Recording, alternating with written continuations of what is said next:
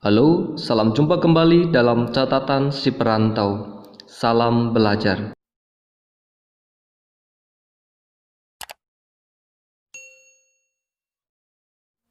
Halo sahabat kelas 9, salam jumpa kembali kita. Salam semangat, salam belajar. Sekarang kita akan membahas materi tentang melaksanakan kedaulatan berdasarkan Undang-Undang Dasar Negara Republik Indonesia tahun 1945.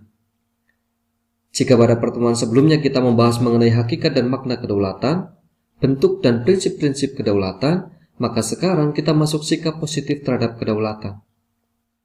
Bagaimana kita melaksanakan kedaulatan yang sesuai dengan Undang-Undang Dasar Negara Republik Indonesia tahun 1945? Mari kita bahas. Sekarang kalian coba perhatikan gambar berikut ini. Gambar apa itu? Ya, itu adalah gambar orang yang sedang memasukkan lembar hak pilihnya di suatu TPS. Itu berarti orang ini melakukan haknya sebagai rakyat untuk memilih wakilnya untuk mewakilinya dalam lembaga pemerintahan negara di dalam pemilu. Berarti orang dalam gambar tersebut telah melaksanakan kedaulatannya atau berpartisipasi dalam pemilu sebagai rakyat Indonesia yang berhak untuk memilih wakil rakyatnya dan merupakan suatu upaya menerapkan prinsip-prinsip kedaulatan rakyat. Apakah sampai di sini sudah ada gambaran contoh sikap positif kita terhadap kedaulatan rakyat? Sudah mulai ada gambaran ya? Diharapkan begitu. Baik, kita lanjutkan kembali pembahasan kita. Kedaulatan adalah milik semua warga negara.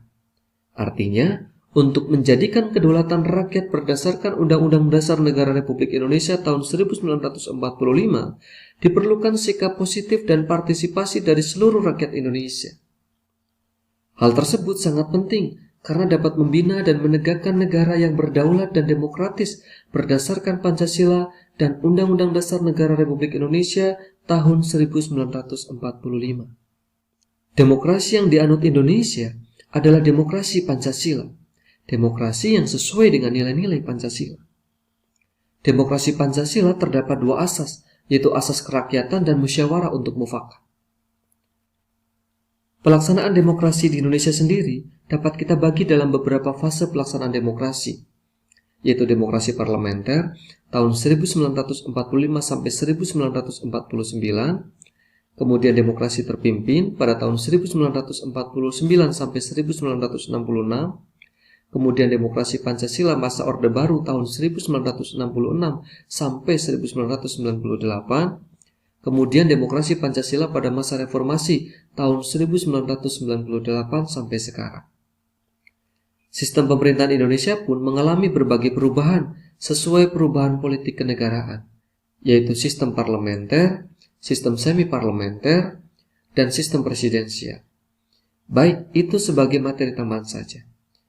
Baik, kita kembali pada pokok bahasan kita, yaitu tentang melaksanakan kedaulatan rakyat sesuai Undang-Undang Dasar Negara Republik Indonesia tahun 1945. Untuk mewujudkan dan melaksanakan kedaulatan rakyat dan hukum secara nyata dalam kehidupan bermasyarakat dan bernegara, yaitu melalui pemilu. Hal tersebut dapat ditegaskan dalam Undang-Undang Nomor 7 Tahun 2017 tentang Pemilihan Umum. Di dalam undang-undang tersebut disebutkan bahwa pemilu merupakan sarana kedaulatan rakyat untuk memilih anggota DPR, DPD, presiden dan wakil presiden, dan untuk memilih anggota DPRD yang dilaksanakan secara langsung, umum, bebas, rahasia, jujur, dan adil dalam Negara Kesatuan Republik Indonesia yang berdasarkan Pancasila dan Undang-Undang Dasar Negara Republik Indonesia tahun 1945. Prinsip kedaulatan rakyat yang sesuai dengan Undang-Undang Dasar Negara Republik Indonesia tahun 1945 dapat dilaksanakan dengan cara yang pertama, menjaga tegaknya Negara Kesatuan Republik Indonesia yang berdasarkan Pancasila dan Undang-Undang Dasar Negara Republik Indonesia tahun 1945. Kedua, berpartisipasi dalam pemilihan umum. Ketiga, turut serta mengawasi jalannya pemerintahan dan pembangunan. Keempat, turut serta dalam usaha pembelaan negara. Kelima, aktif dalam menyampaikan aspirasi secara bertanggung jawab. Keenam, menaati setiap aturan hukum yang berlaku. Itu hanya contoh, tentu kita bisa menambahkan daftarnya lebih banyak lagi. Baik, itu tentang cara yang bisa dilakukan untuk mewujudkan prinsip-prinsip kedaulatan rakyat. Sikap positif dalam mendukung perwujudan kedaulatan rakyat memiliki manfaat yang sangat penting untuk melaksanakan kedaulatan rakyat dan agar terhindar dari penyimpangan-penyimpangan.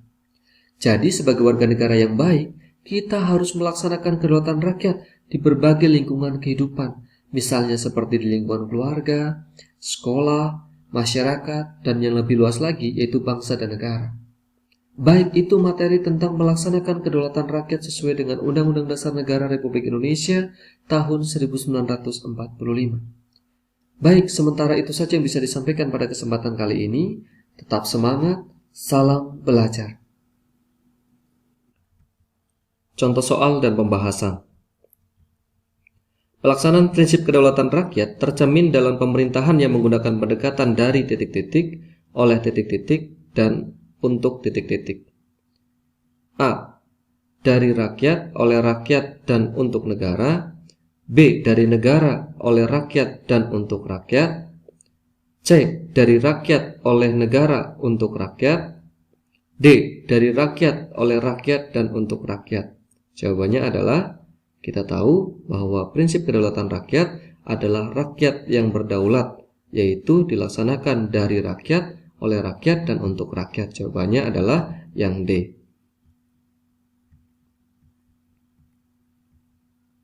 Sebagai warga negara yang mengakui prinsip-prinsip kedaulatan rakyat, maka akan A. Memperhatikan kehidupan masyarakat sekitar, berusaha menjadi anggota legislatif. C. Bersikap peduli terhadap jalannya pemerintahan. D. Berusaha agar menjadi pemimpin partai politik. Kita tahu sebagai warga negara yang mengakui prinsip-prinsip kedaulatan rakyat, maka bisa ditunjukkan dengan sikap positif, yaitu dengan bersikap peduli terhadap jalannya pemerintahan. Jadi jawabannya adalah yang C.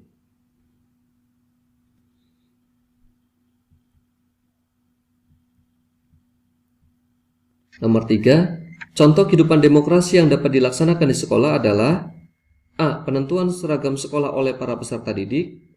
B. Pemilihan ketua OSIS oleh seluruh warga sekolah secara luber dan jurdil. C. Pemilihan ketua OSIS yang diikuti oleh para pengurus kelas dan wali kelas. D. Pemilihan guru teladan oleh peserta didik dan dewan guru serta warga sekolah lainnya. Di antara A, B, C, dan D, jawaban yang paling tepat adalah yang B. Pemilihan ketua OSIS oleh seluruh warga sekolah secara luber dan jurdil.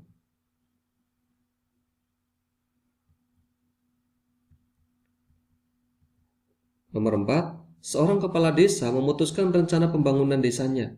Hal selanjutnya yang harus dilakukan oleh kepala desa tersebut adalah A. Segera menetapkan pungutan kepada warga desa untuk membiayai pembangunan tersebut.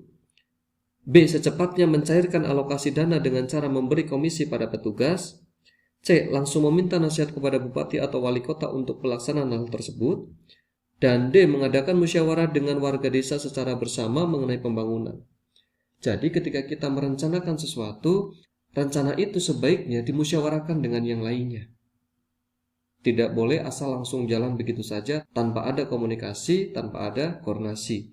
Jadi di sini jawabannya adalah yang D. Mengadakan musyawarah dengan warga desa secara bersama mengenai pembangunan, baru dilakukan tahap-tahap yang lainnya. Nomor 5, setiap warga negara Indonesia harus meyakini prinsip-prinsip kedaulatan rakyat. Oleh karena itu, kita harus A. Tidak usah peduli dengan masalah politik karena bisa membahayakan. B. Ikut serta dalam usaha menyukseskan pembangunan nasional sesuai kemampuan. C. Menyerahkan pembangunan kepada presiden dan wakil rakyat yang dipilih melalui pemilu. D. Menyerahkan semua urusan pemerintahan kepada presiden sebagai kepala pemerintahan. Jawabannya sudah jelas, yaitu yang B. Kita harus ikut serta berpartisipasi dalam usaha menyukseskan pembangunan sesuai kemampuan. Demikian contoh soal dan bahasanya. Semoga bermanfaat. Terima kasih. Salam belajar.